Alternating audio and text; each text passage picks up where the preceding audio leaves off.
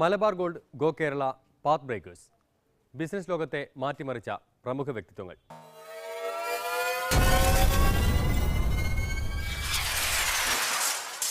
ഇന്ന് നമ്മുടെ അതിഥി Malabar group of companies chairman MP Ahmed.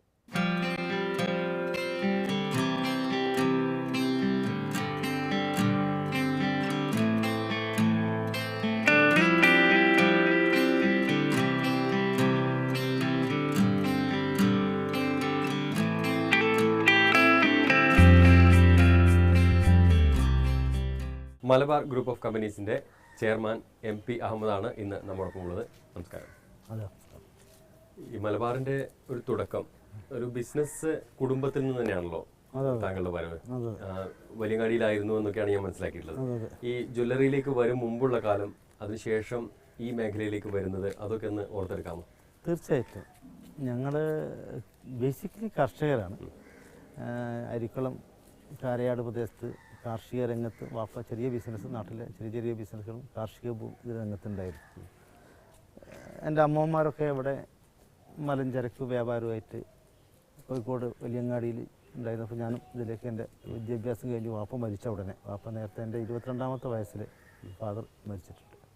അതാണ് 23ാമത്തെ വയസ്സിൽ തന്നെ ഞാനിവിടെ വന്ന് ബിസിനസ് സ്റ്റാർട്ട് ചെയ്തു. അവരെ ആ സ്റ്റാർട്ട് ചെയ്ത അവസരം മുതൽ ആണ് ഞങ്ങൾ തുടങ്ങുന്നത്.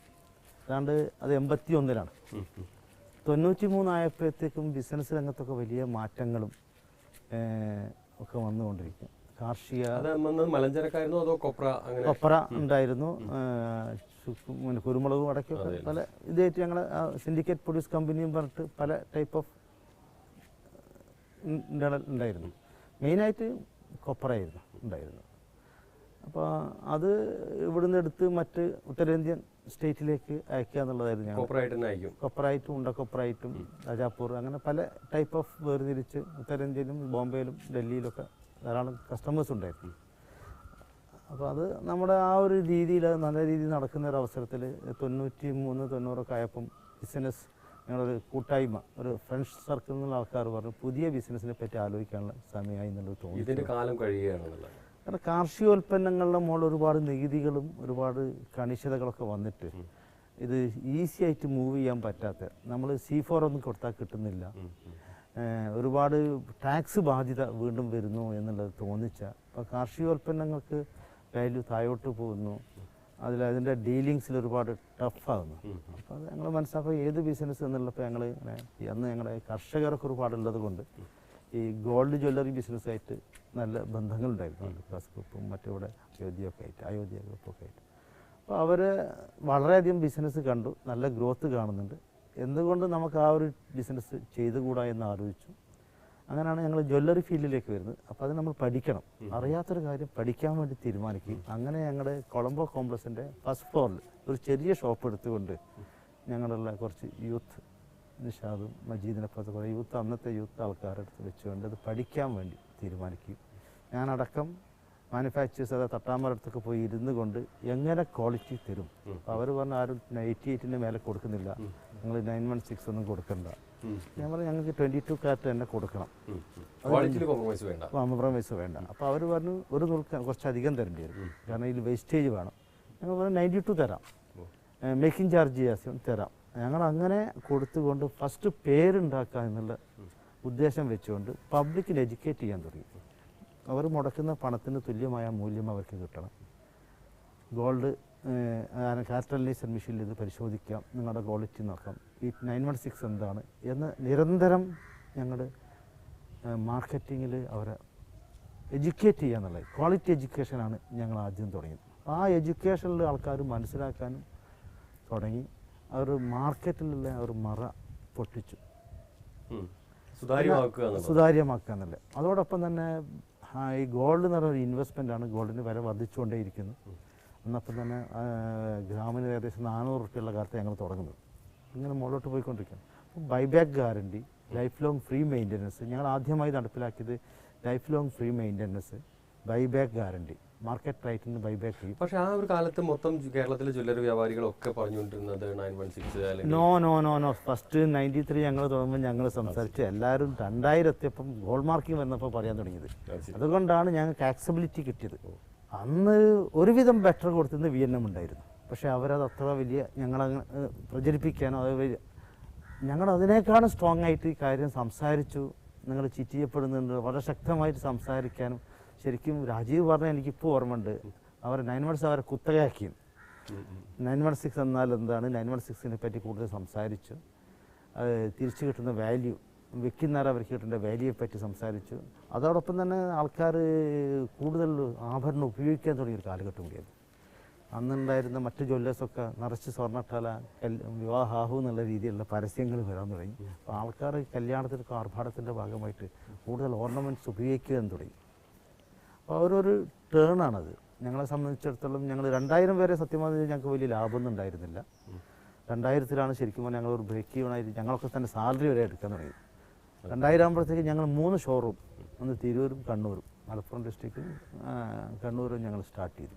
പിന്നീട് സ്വർണത്തിൽ നിന്ന് മാറി മറ്റ് ആഭരണങ്ങളിലേക്കും കൂടി മാറുന്നുണ്ട്. അവിടെയും മലബാർ ഗോൾഡ് ഒരു ബോധവൽക്കരണ പരിപാടിയായിട്ട് തന്നെയാണ് വരുന്നത് തോന്നുന്നു. അതെ, മറ്റ് ആഭരണങ്ങൾ മറ്റ് ബിസിനസ് രംഗത്തേക്കും.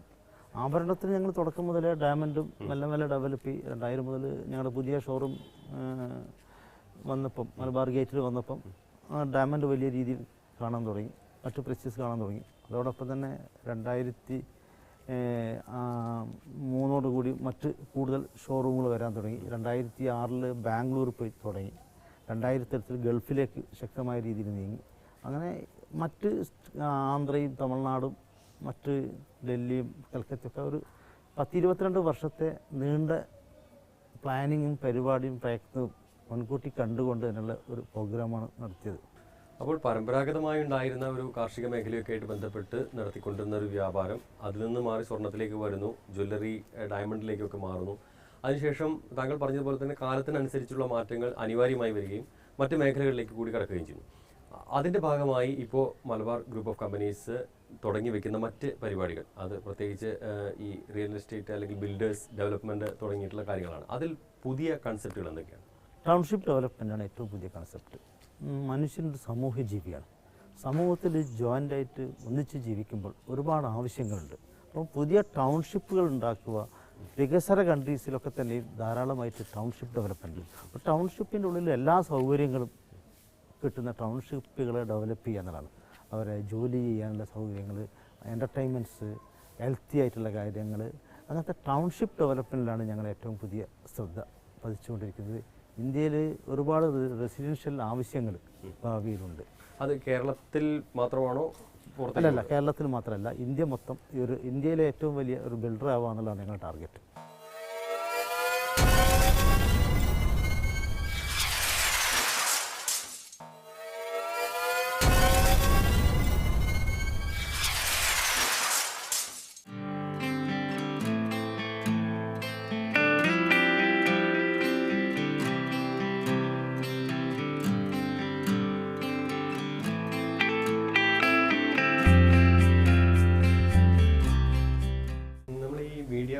ചേർന്നിട്ടുള്ള ഒരു ഗോ കേരള എന്ന് പറയുന്ന കൺസെപ്റ്റ് ഉണ്ട്.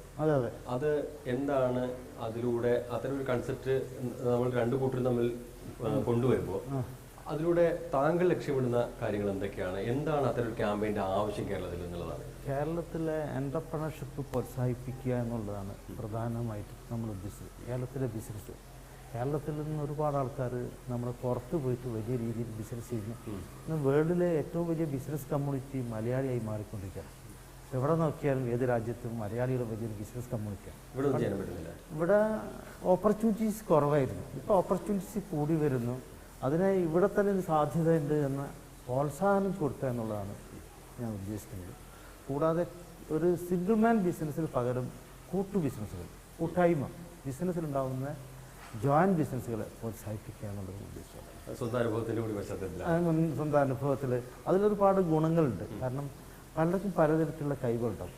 ആ കഴിവുകൾ അംഗീകരിക്കാൻ പറ്റും. പലർക്കും പല പോരായ്മകളുണ്ടാകും. അതിനൊക്കെ പരിഹരിക്കപ്പെടാനും പിന്നെ ഫണ്ട് ഈസി ആയിട്ട് കണ്ടെത്താനും റിസ്ക് ഡിവൈഡ് ചെയ്യാനും അതോടൊപ്പം ജോബ് ഓർഗനൈസ്ഡ് ആകാനും പറ്റും. റിസ്ക് ഡിവൈഡ് ചെയ്ത് നിൽക്കുമെന്നല്ല. ഒരു ബിസിനസ് എന്ന് പറയുമ്പോൾ പലപ്പോഴും കേരളത്തിൽ ഒരു കൺസെപ്റ്റ് ഉണ്ട്. ഒരു ബിസിനസ് മാൻ എന്ന് പറയുമ്പോൾ അയാൾ ഒരു നികുതി വെട്ടിപ്പ് നടത്തുകയും അയാൾ ഒരുപാട് ക്രമക്കേട് നടത്തുകയും തൊഴിലാളി വിരുദ്ധമായ പ്രവർത്തനങ്ങൾ ഏർപ്പെടുകയും ഒക്കെ ചെയ്യുന്ന ഒരു സംഭവമാണ്. അതുകൊണ്ട് പണം ഉണ്ടാക്കുന്ന ഒരാൾ അയാളൊരു ജനവിരുദ്ധൻ എന്ന രീതിയിലാണ്. പണം ഉണ്ടാവുന്നത് പാപമാണെന്ന് ധരിച്ചുകൊണ്ടിരുന്ന ഒരു കാലഘട്ടമാണ് നമ്മുടെ മുന്നിൽ കടന്നുപോയിക്കൊണ്ട് കഴിഞ്ഞു പോയത്. പണം ഉണ്ടാകുന്നത് പാപമല്ല. പണമുണ്ടായെങ്കിൽ തന്നെയാണ് ഇവിടെ സൗകര്യങ്ങൾ ഉണ്ടാകും, വിഭവങ്ങൾ നമുക്ക് ആവശ്യമാണ്. ഇന്നത്തെ പുതിയ തലമുറ അത് മനസ്സിലാക്കി. അപ്പോൾ ഉണ്ടാവുന്നത് നല്ല, ഉണ്ടാക്കുന്ന മാർഗം ക്ലിയറായിരിക്കണം, ചിലവഴിക്കുന്ന മാർഗം നല്ലതിനായിരിക്കണം. നികുതി വെട്ടിപ്പ് ഒരു വലിയ തെറ്റായിട്ട് കാണും. അതിനെ നികുതി വെട്ടിപ്പ് ഒരു തെറ്റാണെന്ന് പഠിപ്പിക്കുന്ന കോളേജുകളോ സ്കൂളുകളോ വിദ്യാഭ്യാസങ്ങളൊക്കെ തന്നെ ഒരുപാട് മാറ്റം വരുത്തണം. നികുതി വരുമാനമാണ് ഒരു ഗവൺമെൻറ്റിൻ്റെ പുരോഗതിയും നിലനിൽപ്പിനെയും. നമുക്ക് പോലീസും പട്ടാളവും ഒക്കെ ആവശ്യമുണ്ട്, റോഡ് ആവശ്യമുണ്ട്, എല്ലാ വികസനവും നമുക്ക് ആവശ്യമുണ്ട്. ഈ വികസനം നമ്മുടെ നികുതിയിൽ നിന്നാണ്. അപ്പോൾ ഉയർന്ന നികുതി വെച്ചുകൊണ്ട് നികുതി വെട്ടിപ്പിക്കാൻ പ്രോത്സാഹിപ്പിക്കുന്ന ഒരു രീതിയാണ് കഴിഞ്ഞ കാലഘട്ടങ്ങളിൽ ഭരണകൂടങ്ങൾ ചെയ്തിരുന്നത്. അപ്പോൾ അതിനെന്താണ് പരിഹാരം? ഈ ഗവേണിംഗ് സിസ്റ്റം നല്ല രീതിയിൽ നടപ്പിലാക്കുക, നികുതി വെട്ടിപ്പ് വലിയ തെറ്റാണെന്നുള്ള പ്രചാരം കൊടുക്കുക. സമൂഹത്തിൽ അത് തെറ്റായി കാണുന്നില്ല. ഗവൺമെൻറ്റിനല്ലേ, അത് നമ്മൾ തന്നെ നമുക്ക് വെട്ടിക്കാമെന്നുള്ള രീതിയിലാണ്. നികുതി വെട്ടിപ്പ് വലിയ തെറ്റായി കാണാൻ അതിന് ശക്തമായ ഇത് പ്രതിരോധിക്കുകയും അതോടൊപ്പം തന്നെ ഇത് കണ്ടെത്തിയവർക്ക് ശിക്ഷാ നടപടികളും ചൂണ്ടിക്കാണിക്കുന്നവർക്ക് നല്ല പാരിതോഷികങ്ങൾ കൊടുക്കും. സ്റ്റേറ്റും സെൻട്രൽ വെക്കുന്നുണ്ട്. സെൻട്രലിന് കിട്ടുന്ന ഇൻകം ടാക്സ് യഥാർത്ഥത്തിൽ ഇവിടെ എനി ബിസിനസ് ഞങ്ങളൊക്കെ ബിസിനസ്സിൽ ഞങ്ങൾ ഒരു റുപ്യ ഉണ്ടാക്കുമ്പോൾ 50-60 പൈസ മുതൽ 75 പൈസ വരെ സർക്കാരിലേക്കുള്ളതാണ്. നിങ്ങൾ അതിൻ്റെ കണക്ക് കാണിക്കാം. കഴിഞ്ഞ 5 വർഷത്തെ ഞങ്ങളുടെ അക്കൗണ്ട്സ് നോക്കിയാൽ ഞങ്ങൾ ഏൺ ചെയ്തതിന് 4-5 ടാക്സ് ആയിട്ടാണ് പോയിട്ടുള്ളത്. ഗവൺമെൻറ് ടാക്സ് ആയി കിട്ടും. ഇത് വെട്ടിക്കുന്ന ആൾക്കാർക്ക് ഇത് മുഴുവൻ ലാഭം. അത് കുറേ ആൾക്കാർക്ക് കൂട്ടു നിൽക്കുന്ന ആൾക്കാർക്ക് കുറേ ഷെയർ കൊടുക്കും, എന്നാലും നല്ല ലാഭമാണ്. ഈ നികുതി വെട്ടിപ്പിനെ കൂട്ടു നിൽക്കാതിരിക്കണമെങ്കിൽ അത് ശക്തമായ ഗവൺമെൻറ് നടപടികളും നിയമങ്ങളും വേണം. ലൈസൻസ് റദ്ദാക്കുക, ശിക്ഷാ നടപടി സ്വീകരിക്കുക. ഇതൊരു വലിയ ക്രിമിനൽ കുറ്റമായി കാണുന്ന രീതിയിലേക്ക് വരെ വ്യാപാരികളൊക്കെ കൂടി സംഘടിച്ച് വ്യാപാരികൾ എന്ന് പറയുന്നത് ഇന്നത്തെ ഭൂരിപക്ഷം വ്യാപാരികളും നികുതി വെട്ടിക്കാതെ നിൽക്കാൻ പറ്റാത്ത രീതിയിലാണ്. അത്രയും ഉയർന്ന നികുതികളാണ് ഗവൺമെൻറ് വെച്ചിരിക്കുന്നത്. മിനിമൈസ് ചെയ്യും നികുതി 100% കളക്ഷൻ.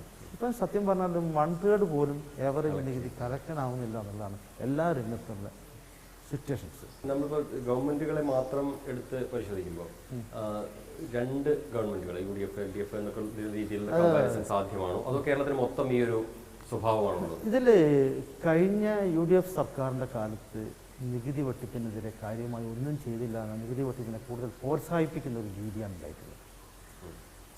കാരണം അന്നത്തെ ധനകാര്യമന്ത്രിക്ക് ഉണ്ടായിരുന്നൊരു ഇൻട്രസ്റ്റ് ആ ഒരു രീതിയായിരുന്നു. ആശ്രിത വത്സരായപ്പം കൂടെ നിർത്തി കൂടുതൽ ടെൻഷനുകൾ സൃഷ്ടിക്കാൻ. ഞങ്ങൾക്ക് തന്നെ 122 കേസ് വന്നു. പക്ഷേ കംപ്ലീറ്റ് ഞങ്ങൾ അപ്പീൽ പോയി വിജയിച്ചിട്ടുണ്ട്. ബിസിനസ്സുകാർ പലതരത്തിലുള്ള കേസുകൾ പ്രശ്നങ്ങളൊക്കെ വന്ന് പീഡിപ്പിക്കുക, ടെൻഷനാക്കുക, ആ ഒരു രീതി. അങ്ങനെ ആകുമ്പം 100% നമ്പർ 2 എന്നുള്ളതിലേക്ക് ആൾക്കാർ പോകും. ജ്വല്ലറി ബിസിനസ്സിൽ ഇവിടെ തന്നെ കേരളത്തിൽ 80-90% വരെ അൺഅക്കൗണ്ട് ബിസിനസ്സാണ്. എത്ര കച്ചവടക്കാർക്ക് നെറ്റ് വെച്ചിട്ട് 100% അക്കൗണ്ട് ചെയ്യുന്നു എന്ന് പറയാൻ പറ്റും? വളരെ ദുർലഭം. 6000-ലധികം കച്ചവടക്കാരുണ്ട്.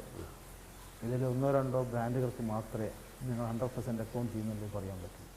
കേരളത്തിലെ വ്യവസായത്തിന് അനുകൂലമല്ലാത്ത ഘടകങ്ങളെന്ന് പൊതുവെ നമ്മൾ പറയാറുള്ളത്, നേരത്തെയൊക്കെ പറഞ്ഞു പഴകിയ ഒരു മുദ്രാവാക്യം തൊഴിലാളി സമരങ്ങൾ. തൊഴിൽ പ്രശ്നങ്ങളല്ല, ഇന്ന് എല്ലാവർക്കും തൊഴിൽ വേണം. തൊഴിലാളി പ്രശ്നമുണ്ട്. തൊഴിലാളിക്ക് ന്യായമായ ആനുകൂല്യങ്ങളും വേതനങ്ങളും കൊടുക്കാനൊക്കെ എല്ലാവരും തയ്യാറാണ്. അതിനേക്കാളും കൂടുതൽ ഇന്ന് ഇവിടുത്തെ ഏറ്റവും വലിയ പ്രശ്നം എന്ന് പറഞ്ഞാൽ തൊഴിൽ ഗൾഫിലും അല്ലെങ്കിൽ റിട്ടയർഡ് ആൾക്കാരൊക്കെ കൂടിയിട്ട് ആവശ്യമില്ലാത്ത പരിസ്ഥിതി പ്രശ്നങ്ങളും ഒരുപാട് പ്രിവെൻറ്റ് ചെയ്യുക, നാട്ടിൽ എന്ത് വരുന്നതിനും അതിനെ മൊത്തം എതിർക്കാനായിട്ടുള്ള അതിൽ നിന്ന് പണം ചൂഷണം ചെയ്യാന്നുള്ള ഒരു വിഭാഗം ആൾക്കാർ വളർന്നുകൊണ്ടിരിക്കണം. അതാണ് പല സ്ഥലത്തും നോക്കിയാൽ ഇല്ലാത്ത പ്രകൃതിവാദങ്ങൾ ഒരിക്കലും തുടങ്ങാത്തതിനെ ഏത് രീതിയിൽ എതിർക്കുക, അവരെ എങ്ങനെ ബുദ്ധിമുട്ടിക്കുക, ചൂഷണം ചെയ്യാന്നുള്ളത്. ഒരു ഫ്ലാറ്റ് വരുത്തൽ വരുന്നുണ്ടെങ്കിൽ ആ പ്രദേശത്ത് കുറേ ആൾക്കാർ കൂടിയിട്ട് അവിടെ എതിർപ്പുകൾ ഉണ്ടാക്കുക. ഒരു ഇൻഡസ്ട്രി വരുന്നുണ്ടെങ്കിൽ അത് ഒരു തരത്തിലും പറയാത്ത, അതിലൊരിക്കലും പ്രതീക്ഷിക്കാത്ത എല്ലാ ഗവൺമെൻറ് പൊല്യൂഷൻ കൺട്രോൾ ബോർഡ് മുതൽ എല്ലാ സർട്ടിഫിക്കേഷൻ കിട്ടിയാൽ അതൊന്നും ശരിയല്ല, ഇത് പൊല്യൂഷൻ ഉണ്ടാക്കുമ്പോൾ അവിടെ വെറുതെ പ്രശ്നം ഉണ്ടാക്കുക, അതിൽ കൂടി പണം ഉണ്ടാക്കാനുള്ള ഒരു അതിൽ നമ്മുടെ ഭരണകൂടം ഉത്തരവാദികളല്ലേ? കാരണം നമ്മുടെ നിയമങ്ങൾ കൃത്യമായി പാലിക്കാതെ ഒരുപാട് സംരംഭങ്ങൾ കൊണ്ടുവരികയും ജനങ്ങളെ ഭീതിയിൽ ആഴ്ത്തുകയും ചെയ്യുന്ന അനുഭവങ്ങൾ നമ്മുടെ മുന്നിൽ ഉണ്ടായിട്ടുണ്ട് എന്ന് നമുക്ക് കാണാതിരിക്കുക. അതോടൊപ്പം തന്നെ താങ്കൾ നേരത്തെ പറഞ്ഞതുപോലെ പാരിസ്ഥിതികമായ പ്രശ്നങ്ങളും കേരളത്തിലുണ്ട്. പാരിസ്ഥിതിക പ്രശ്നങ്ങളെ മുഴുവൻ പരിഹരിക്കാൻ പറ്റും. വേൾഡിൽ മൊത്തം എല്ലാ സ്ഥലത്തും ഇൻഡസ്ട്രിയും കാര്യങ്ങളൊക്കെ വരുന്നത് പാരിസ്ഥിതിക ഏത് പൊല്യൂഷനും ഏത് വായുവും ശുദ്ധീകരിക്കാൻ പറ്റും, ഏത് വെള്ളവും ശുദ്ധീകരിക്കാൻ പറ്റും. കടൽ വെള്ളം ശുദ്ധീകരിച്ച് നമ്മൾ കുടിക്കുന്ന രാജ്യങ്ങളുണ്ട്. അതിനുള്ള ടെക്നോളജി ഇന്ന് വളർന്നു കഴിഞ്ഞു. എല്ലാ വായുവും പുറത്തു വിടുമ്പോൾ സീറോ പൊല്യൂഷനായിട്ട് വായു പുറത്തു വിടാൻ പറ്റും. ഒരു പുകയും പുറത്തു പോകേണ്ട ആവശ്യമില്ല. ഇന്നത്തെ കാലഘട്ടത്തിൽ ഇതിനൊക്കെ ശുദ്ധീകരിച്ചു വിടാനുള്ള ഒരുപാട് ടെക്നോളജി വളർന്നിട്ടുണ്ട്. പക്ഷെ അവിടെ അതല്ല പ്രശ്നം. ഇവിടെ വോട്ട് ബാങ്ക് രാഷ്ട്രീയമാണ്. ഞങ്ങൾക്കറിയാം, ഞങ്ങളുടെ കാക്കഞ്ചേരി കിൻഫ പാർക്കിൽ ഇഷ്യൂ വന്നു. ഞങ്ങളെ അവിടുത്തെ ലോക്കൽ ആൾക്കാർക്ക് ആദ്യം പറഞ്ഞു പാർലമെൻറ്റ് ഇലക്ഷൻ കഴിയട്ടെ നമുക്ക് ശരിയാക്കാം. പിന്നെ പറഞ്ഞു പഞ്ചായത്ത് ഇലക്ഷൻ വരുന്നു, അവിടെ അവർക്ക് വോട്ട് ബാങ്കാണ്. പിന്നെ പറഞ്ഞു അസംബ്ലി ഇലക്ഷൻ വരുന്നു. അപ്പോൾ അന്നത്തെ UDFൻ്റെ ആൾക്കാർ അത് കഴിഞ്ഞിട്ട് നമുക്ക് അപ്പോൾ എല്ലാം നമുക്ക് ശരിയാക്കാം എന്ന് പറയാതെ ശരിയാവുന്നൊരു കാലഘട്ടം ഇനിയും വളരെ ദൂരെയാണെന്നാണ് എനിക്ക് തോന്നുന്നത്. ഒരു ഭരണം മാറുന്നതോ മുന്നണി മാറുന്നതോ ഈ പ്രശ്നങ്ങൾക്ക് പരിഹാരമാവുന്നു? തീർച്ചയായിട്ടും ഭരണം മാറുന്നതും മുന്നണി മാറുന്നതുകൊണ്ടൊക്കെ ഉണ്ടാകും. കാരണം ഇന്നലെ വരെ ചിന്തിച്ചുകൊണ്ടിരിക്കുന്ന ആൾക്കാരല്ല ഇന്ന് നടപടി സ്വീകരിക്കുന്നത്. അപ്പോൾ ആ ചിന്താഗതിയും ചിന്തയും ഇപ്പം ഉദാഹരണമായിട്ട് ഇപ്പം ഞങ്ങൾക്കെല്ലാം വലിയ പ്രതീക്ഷയുണ്ട്. കാരണം ശക്തനായൊരു മുഖ്യമന്ത്രിയാണ് കേരളത്തെ ഇന്ന് പ്രതികരിക്കുന്നത്.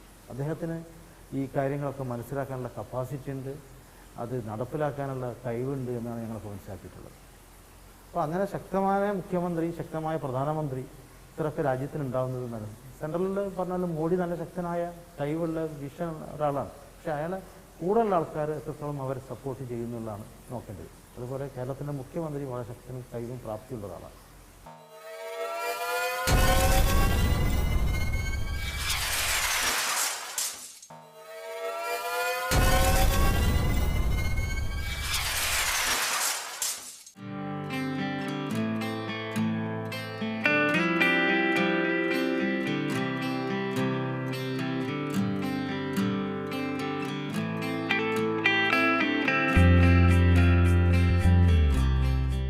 കേരളത്തിന്റെ ഭൂപ്രകൃതി, കാലാവസ്ഥ, ഇവിടുത്തെ ജനസാന്ദ്രത, ഇങ്ങനെ ഒരുപാട് പ്രശ്നങ്ങളുണ്ട്.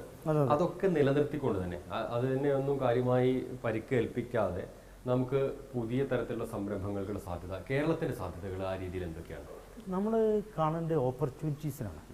കേരളത്തിൽ ഏറ്റവും കൂടുതൽ ജനങ്ങളുള്ളതെന്ന് പറയുന്നത് ഏറ്റവും നല്ലതാണ്, ജനസാന്ദ്രത ഉള്ളത്. അത് ക്വാളിഫൈഡ് മാൻ പവർ ഏറ്റവും കൂടുതലുള്ള രാജ്യമാണ് കേരളം. എഡ്യൂക്കേഷൻ ബേസ്, ചിന്താ ബേസ്, അങ്ങനെ നമ്മുടെ ആൾക്കാർ ഒരുപാട് ക്വാളിഫൈഡ് ആണ്. അപ്പോൾ ഇവരെ എല്ലാവർക്കും ജോലി ഇവിടെ എങ്ങനെ ഉണ്ടാക്കാൻ പറ്റും? നമ്മുടെ കേരളത്തിൽ നിന്ന് തന്നെ ഇപ്പോൾ ഒരുപാട് ആൾക്കാർ വിദേശങ്ങളിൽ പോയി ജോലി ചെയ്തു. ഇപ്പം ഡോക്ടേഴ്സ്, നേഴ്സ്, മറ്റു പല ബിസിനസ്സായിട്ട് US, UK, കാനഡയിൽ, ഓസ്ട്രേലിയയിൽ ഇവിടെ നിന്ന് പോയി സെറ്റിൽ ചെയ്ത ആൾക്കാർ തിരിച്ചു വരുന്നില്ല. അത് എന്തുകൊണ്ടെന്നുള്ളത് നമ്മൾ ചിന്തിക്കണം. അവിടെ അവരെ പോയി കഴിഞ്ഞാൽ അവിടുത്തെ ചുറ്റുപാടുകൾ അവർക്ക് ഭയങ്കര ഇഷ്ടപ്പെടുക. അപ്പോൾ അതുകൊണ്ട് തന്നെ അതേമാതിരി ഒരു കാലാവസ്ഥ, ഏറ്റവും നല്ല ജീവിക്കാൻ പറ്റിയ കാലാവസ്ഥ ഉള്ള രാജ്യമാണ് കേരളം. കാരണം മിനിമം തണുപ്പ് ഒരു 19 താഴെ തണുപ്പൊന്നും ഒരിക്കലും വരുന്നില്ല. മാക്സിമം ചൂട് 34 ആണ് ആവറേജ്, 28-29 നമ്മുടെ ആവറേജ് ഹീറ്റാണ്. അപ്പോൾ ഇവിടെ എല്ലാവിധ കാലാവസ്ഥയിലെല്ലാം വളരും. നന്നായിട്ടുള്ള താമസിക്കാൻ ഏറ്റവും ദൈവത്തിൻ്റെ സ്വന്തം നാടെന്ന നിലയ്ക്ക് താമസിക്കാനും ജീവിക്കാൻ ഏറ്റവും നല്ലൊരു നാടാണ്. ഒരുപാട് പ്രകൃതി ഭംഗിയുണ്ട്, വെള്ളങ്ങൾ ഇഷ്ടം മാതിരിയുണ്ട്. ഈ സൗകര്യങ്ങളെ നമ്മൾ എങ്ങനെ ഉപയോഗപ്പെടുത്തണം എന്നുള്ളതാണ് ഭാവിയിൽ ഏറ്റവും ചിന്തിക്കേണ്ടത്. വ്യവസായങ്ങൾ, ഈ രീതിയിൽ ഉള്ള വ്യവസായങ്ങൾ പലപ്പോഴും ആ ഭൂപ്രകൃതിയെ മാറ്റിമറിക്കുമെന്ന ആശങ്കയാണ് പൊതുവെ നിലനിൽക്കുന്നത്. പുതിയ ടെക്നോളജി ഉപയോഗിച്ചുകൊണ്ട് ഇനി ഇൻഡസ്ട്രി പറ്റും. വലിയ സ്ഥലങ്ങളൊന്നും പുതിയ ഭാവിയിലുള്ള വലിയ ഇൻഡസ്ട്രിക്കൊന്നും ആവശ്യമില്ല. നമ്മുടെ നാട്ടിൽ ഇഷ്ടംമാതിരി ലാൻഡ് ഉണ്ട്, ലാൻഡില്ലാത്ത പ്രശ്നങ്ങളൊന്നുമില്ല. പക്ഷെ അത് റബ്ബർ എസ്റ്റേറ്റ് അല്ലെങ്കിൽ എസ്റ്റേറ്റുകളായിട്ട് എടുക്കണം. അതിലൊക്കെ കൺവേർഷൻ സൗകര്യം കൊടുക്കണം. അതോടൊപ്പം തന്നെ ഇവിടെ ജോലി ചെയ്യാനുള്ള, ഇവിടെ ഇപ്പം മെഡിക്കൽ ഫീൽഡിലായാലും അതല്ലെങ്കിൽ മറ്റെനി ഫീൽഡ്, പിന്നെ ടൂറിസം, മാനുഫാക്ചറിങ്, ഒരുപാട് രംഗത്ത് തൊഴിലും എക്സ്പോർട്ടും. കാരണം മലയാളികൾക്കുള്ള ഏറ്റവും വലിയ ഗുണം എല്ലാവരും എടുത്തുവിട്ടാലും മറ്റൊരുപാട് ഇംഗ്ലീഷ് മുതൽ ഒരുപാട് ഭാഷ അറിയാം, മറ്റു രാജ്യങ്ങൾ സഞ്ചരിക്കാൻ അറിയാം, മലയാളികൾക്ക് അറിയാം എങ്ങനെ മറ്റു രാജ്യത്ത് പോയി. അതുകൊണ്ട് കേരളത്തിന് വലിയൊരു ഓപ്പർച്യൂണിറ്റിയാണ്. അതെ, ഒരു ഭാവി ബിസിനസ് സാധ്യതകൾ കാണുമ്പോൾ വ്യവസായത്തിനായാലും വ്യാപാരത്തിനായാലും എന്തൊക്കെയാണ് നമുക്ക് നമ്മുടെ മുന്നിലുള്ള ഓപ്പർച്യൂണിറ്റീസ്? ഫസ്റ്റ് നമ്മളെ മെൻ്റൽ സെറ്റപ്പ് ആൾക്കാരുടെ നമുക്കൊരു എങ്ങനെ വേണം, എന്തൊക്കെ ഉണ്ടായിരിക്കണം എന്നുള്ള പ്രചരണം, അതായത് ബോധവൽക്കരണം. ഇൻ ഡെപ്ത് നമ്മുടെ ആൾക്കാർ നമ്മുടെ നാട്ടിൽ തന്നെ ജീവിക്കണം, അവർ ഇവിടെ തന്നെ വളരണം, അവരിവിടെ തന്നെ ജോലി ഉണ്ടാവണം, ബെറ്റർ ലൈഫ് വേണം. മറ്റ് രാജ്യങ്ങളെപ്പോലെ വിദേശ രാജ്യങ്ങളെപ്പോലെ നമ്മുടെ രാജ്യം വികസിപ്പിക്കണം എന്നുള്ള ഒരു ബോധവൽക്കരണം നമ്മുടെ ആൾക്കാർ കൂടമോ അത് തെറ്റാണ് എന്ന് ധരിക്കുന്നത്, അത് പ്രചരിപ്പിക്കുന്നത് അതിനെ നിരുത്സാഹപ്പെടുത്തേണ്ടതായിട്ടുണ്ട്. ഭാവന ഇല്ലാത്തതാണോ മൂലധനം ഇല്ലാത്തതാണോ പ്രശ്നം? മൂലധനം ഇഷ്ടംമാതിരി, മൂലധനം അധികമുള്ളതാണ് പ്രശ്നം. മൂലധനം നമ്മുടെ NRIs ഒക്കെ ഇഷ്ടംമാതിരി പിള്ളേർക്ക് ഫണ്ട് ഇൻവെസ്റ്റ് ചെയ്ത് കൊടുക്കുന്നുണ്ട്. നമ്മുടെ ഗൾഫിലൊക്കെ ഉള്ള ആൾക്കാർ നാട്ടിൽ എന്ത് ചെയ്യണമെന്ന് ഫണ്ട് ഇഷ്ടംമാതിരിയാണ്. കേരളത്തിലെ ബാങ്കുകളുടെ ബാലൻസ് നോക്കിയാലും NRIക്കാരുടെ ബാങ്ക് ബാലൻസ് നോക്കിയാലും ദിവസം വന്ന റെമിറ്റേഷനൊക്കെ നോക്കി കഴിഞ്ഞാൽ വളരെ ഹൈയാണ്. പക്ഷെ അതിന് കൃത്യമായ ഭാവനയും കൃത്യമായ ഇതുമില്ല. പിന്നെ ജോയിൻറ്റ് ബിസിനസ്സുകളിൽ ചീറ്റിങ്സ് ഒരുപാട് വരുന്നു, ട്രാൻസ്പെറൻസി ഇല്ല, പരസ്പരം വഞ്ചന വരുന്നു. ഇതൊക്കെ മാറ്റി ഒരു ബ്രാൻഡ് ബിൽഡപ്പ് വേണം, ഒരു നല്ല ഡെവലപ്മെൻറ്റ് വേണം, ബ്രാൻഡാണ് ഭാവിയിൽ നിലനിൽക്കുക. അങ്ങനെയൊക്കെ ഒരു കാഴ്ചപ്പാടോടുകൂടി ട്രസ്റ്റ് എല്ലാ ഭാഗത്തും, അതായത് കസ്റ്റമറുടെ ട്രസ്റ്റിലെടുക്കണം, ജോലിക്കാരുടെ ട്രസ്റ്റിലെടുക്കണം, അതുപോലെ തന്നെ ഇൻവെസ്റ്റേഴ്സിന് ട്രസ്റ്റിലെടുക്കണം, മൊത്തം ഗവൺമെൻറ്റിനും ട്രസ്റ്റ് വളരണം. എല്ലാം ഒരു ട്രാൻസ്പെറൻറ്റ്. ഇപ്പം ടെക്നോളജി ജാസ്തിയായിട്ട് ഉപയോഗിക്കണം. ഉദാഹരണമായിട്ട് സോഫ്റ്റ്വെയറും കമ്പ്യൂട്ടറൊക്കെ നന്നായിട്ട് ഉപയോഗിച്ചുകൊണ്ട് എല്ലാം ടെക്നോളജി ബേസ്ഡ് ബിസിനസ് വളരെ സാധ്യതയുണ്ട്. നമ്മുടെ സ്റ്റാർട്ടപ്പ് വില്ലേജുകൾ എന്നുള്ള കൺസെപ്റ്റ്, അല്ലെങ്കിൽ നമ്മുടെ യുവ സംരംഭകർ, കുട്ടികൾ കോളേജുകളിലൊക്കെ ഡെവലപ്പ് ചെയ്യുന്ന ഇത്തരം ഇനീഷ്യേറ്റീവ്സ്, അതൊക്കെ എത്രമാത്രം പോസിറ്റീവാണ്? അവരോട് നമുക്ക് പറയാനുള്ളത്, അവർ കോളേജ് പഠിപ്പൊക്കെ കഴിഞ്ഞ് പെട്ടെന്ന് ഒരു ബിസിനസ്സിലേക്ക് എടുത്ത് ചാടുന്നത്, അല്ലെങ്കിൽ അത്രയും ടെക്നോളജി പുതിയ കണ്ടുപിടുത്തം അവരുടെ കയ്യിൽ വേണം.